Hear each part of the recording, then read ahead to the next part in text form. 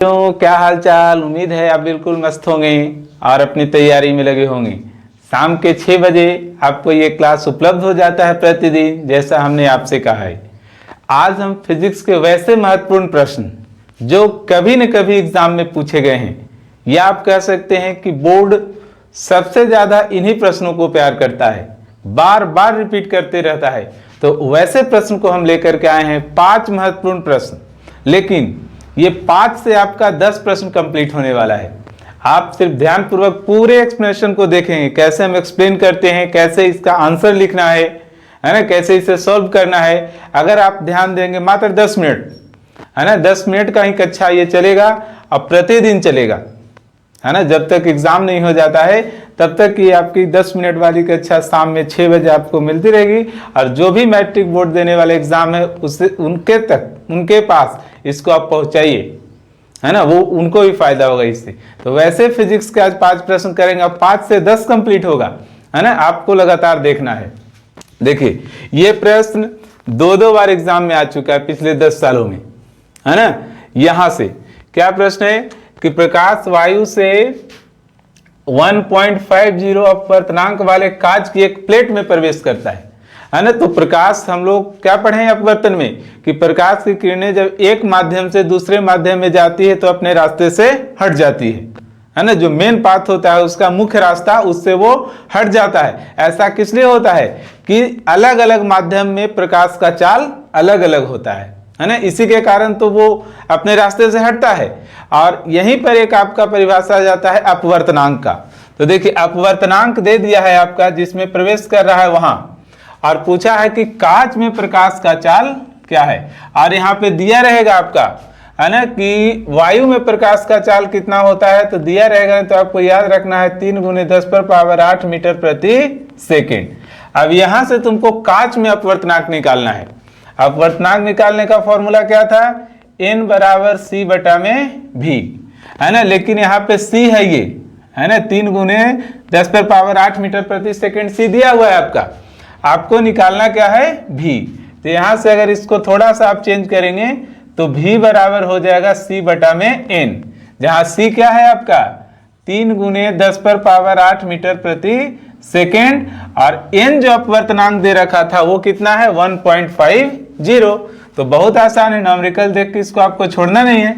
अब देखिए 1.5 और वो 3 2 टाइम्स में ये कट जाएगा आपका, है ना। चाहे तो आप डेसिमल हटा के वहां 30 करो तो 15 दूना 30 कटेगा। तो यानी आपका आंसर यहाँ पे आ रहा है 2 × 10⁻8 मीटर प्रति सेकेंड। ये आपका आंसर है ना। 2 नंबर का प्रश्न है और बहुत साधारण।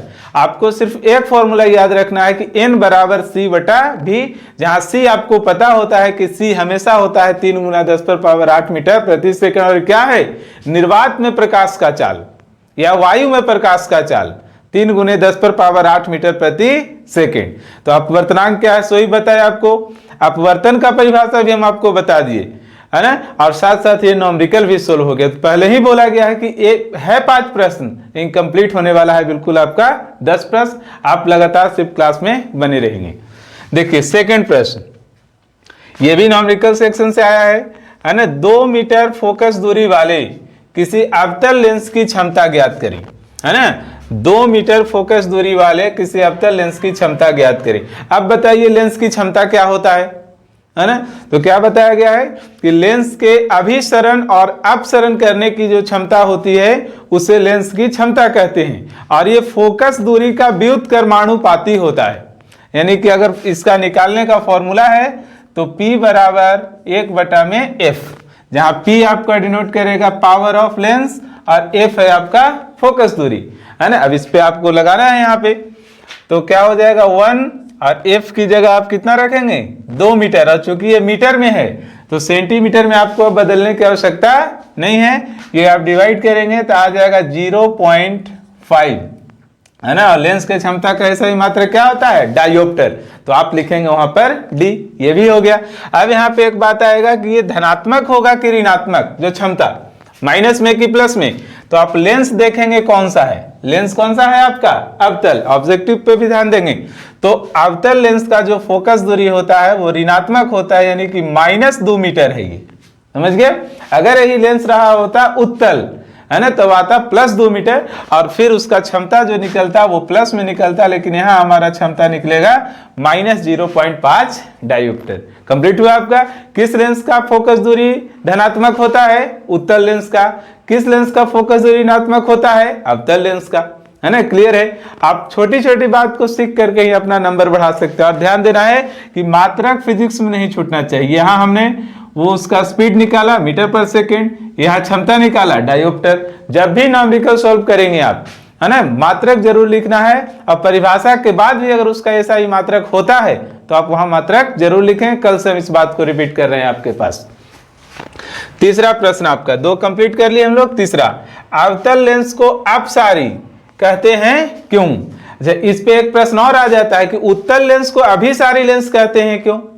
तो अवतल लेंस को अपसारी क्यों कहा जाता है कि देखिए, अवतल लेंस ये है आपका, इससे अगर आप प्रकाश के किरण को पार कराते हैं, है ना, तो यहां से आने के बाद ये दूर ऐसे फैल जाता है।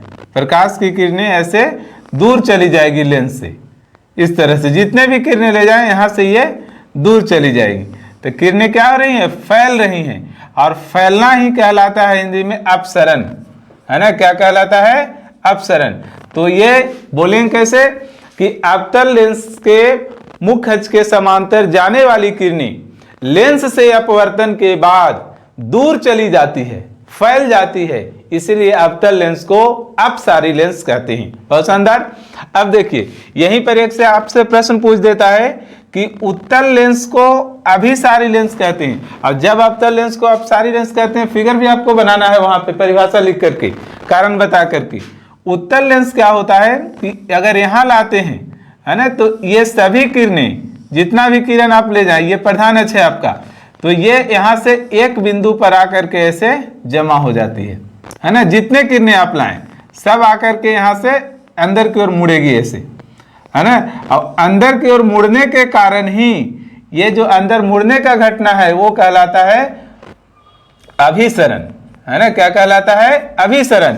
इसीलिए इस लेंस का नाम है अभिसारी लेंस। ये भी पूछेगा आपसे, है ना, कि उत्तल लेंस को अभिसारी लेंस क्यों कहते हैं? तो इसमें क्या बोलेंगे कि उत्तल लेंस में प्रधान अक्ष के या मुख्य अक्ष के समांतर आ रही किरणें लेंस से, है ना, कौन सा लेंस? उत्तल लेंस। उत्तल लेंस से अपवर्तन के बाद एक बिंदु पर आकर के जमा हो जाती है, इसीलिए उत्तल लेंस को अभिसारी लेंस कहते हैं। उत्तल लेंस का फोकस दूरी आपका धनात्मक होता है, अवतल लेंस का फोकस दूरी आपका ऋणात्मक होता है। ये क्वेश्चन भी कंप्लीट हो गया आपका।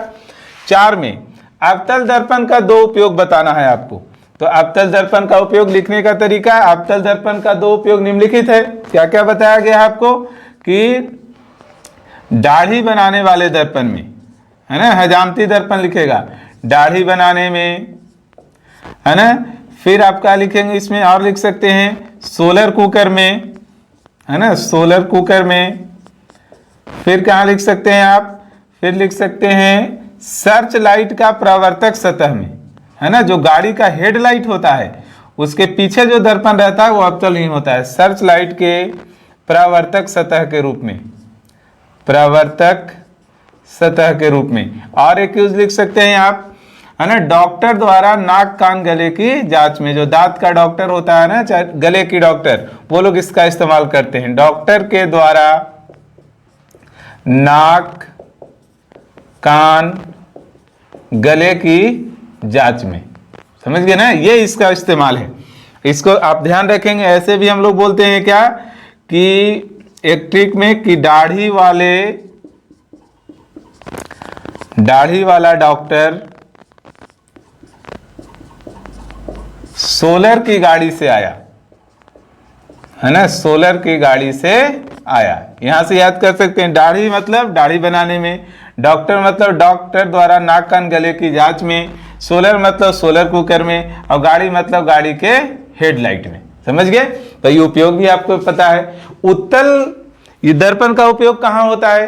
तो उत्तल दर्पण का उपयोग होता है कहाँ? जो ये होता है स्ट्रीट लाइट, है ना, इस तरह से। तो उसका परावर्तक सतह जो रहता है उसका काम है फैला देना प्रकाश को।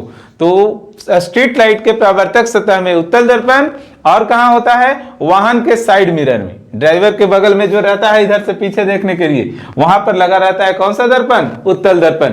कभी उस प्रश्न को भी हम लेकर के आएंगे कि उत्तल दर्पण का ही वहां ये वाहन के साइड मिरर में उपयोग होता है क्यों।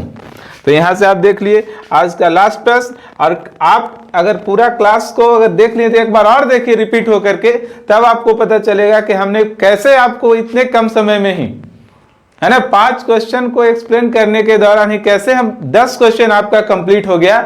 आप दोबारा इसे रिपीट करके देखेंगे, है ना, 2 बार 3 बार, तब आपको पता चलेगा कि हाँ कहाँ से कैसे है। आप सुन करके इसे लिखेंगे, अभी तो हम एक्सप्लेन करेंगे, 5 प्रश्न को आप कॉपी में लिखेंगे और टाइम में लिखेंगे कि हाँ किस तरह से आप कितना देर में इसको लिख पाते हैं। देखो लास्ट प्रश्न है, गोलीय दर्पण क्या है। एक गोलीय दर्पण की वक्रता त्रिज्या 20 सेंटीमीटर है तो फोकस दूरी क्या होगी। सबसे पहले गोलीय दर्पण, है ना, गोलीय दर्पण क्या है, तो गोलीय दर्पण किसी खोखले गोले का भाग होता है और इसका परावर्तक सतह, है ना, चाहे तो उठा रहेगा या धंसा रहेगा, वक्राकार होता है ना। गोलीय दर्पण 2 प्रकार के होते हैं, उत्तल दर्पण और अवतल दर्पण, है ना, उत्तल दर्पण और अवतल दर्पण। इस तरह से गोलीय दर्पण होता है ना, कि अगर आप बाहर से ऐसे पेंट कर देंगे जिसका परावर्तक सतह धंसा रहेगा, ये हो जाएगा आपका अवतल। अगर आप इसे अंदर से पेंट कर देंगे जिसका परावर्तक सतह ये उठा रहेगा, तो ये दर्पण हो जाएगा उत्तल। अब वहां वक्रता त्रिज्या दे दिया है 20, तो आपको रिलेशन पता होगा, F बराबर R बटा में 2, F बराबर R बटा 2। तो यानी F बराबर R बटा 2 है, तो F वहां R दे रखा है 20, तो यानी 20 बटा 2, तो यानी कितना हो जाएगा 10। और हमको ये पता नहीं है कि दर्पण कौन सा है। अगर ये अवतल दर्पण होगा, है ना, तो ये अवतल दर्पण होगा तो ये हो जाएगा माइनस में, और अगर उत्तल दर्पण होगा तो ये हो जाएगा प्लस में।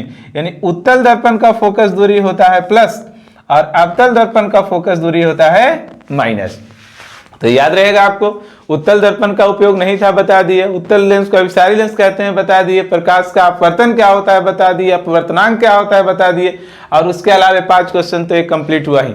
तो उम्मीद है आपको ये क्लास अच्छा लगा होगा, और इसी तरह प्रतिदिन आपके लिए क्लास 6 बजे आता रहेगा। कल के क्लास को आप लोगों ने बहुत शेयर किया है और बहुत उसे देखा है आप, तो लगातार इस तरह से अगर आप इस्तेमाल करते रहते हैं, इस 10 मिनट के बिल्कुल इवनिंग में, है ना, 6 बजे जाएगा, 7 बजे आपको देख करके प्रश्न को लिख करके कंप्लीट कर देना है। मोबाइल को साइड करके फिर आगे के अपना पढ़ाई में आपको लग जाना है, नहीं कि लगातार मोबाइल अपने पास ही रखना है। तो क्लास अच्छा लगा है तो लाइक शेयर करें। बहुत बहुत धन्यवाद।